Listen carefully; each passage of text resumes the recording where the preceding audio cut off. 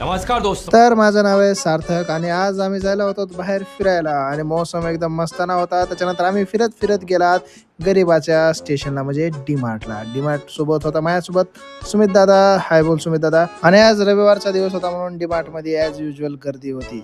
याच्यानंतर आम्ही डी-मार्टमध्ये पुढे गेलात आणि मी बघितलं मस्तपैकी एक हिवाळ्यापासून वाचवणारं जॅकेट जे की खूप महागडं होतं. त्याच्यानंतर मी शर्ट पण बघितले, ते पण महागडे होते. नंतर मी बघितला बूट, काळा बूट, तो पण काय फायद्याचा नव्हता. त्यानंतर मी लावला जेनजीचा चष्मा, एकदम हिरो बघत होतो. सगळ्या पुरी माझ्याकडे बघत होत्या. त्याच्यानंतर मी प्लास्टिकच्या फुलातून सुगंध घ्यायचा बघितला, पण सुगंध काही भेटला नाही.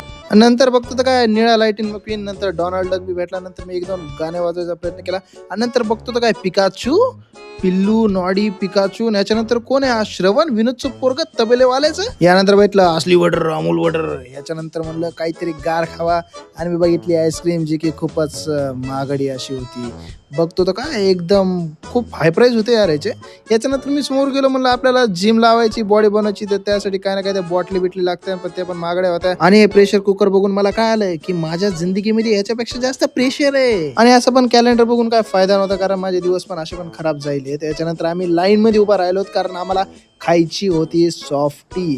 खरंच तुम्हाला सांगतो, सॉफ्टी खाल्ल्यानंतर एकच मन केलं, फेकून द्या याला कचऱ्यामध्ये, एकदम घाण टेस्ट होती.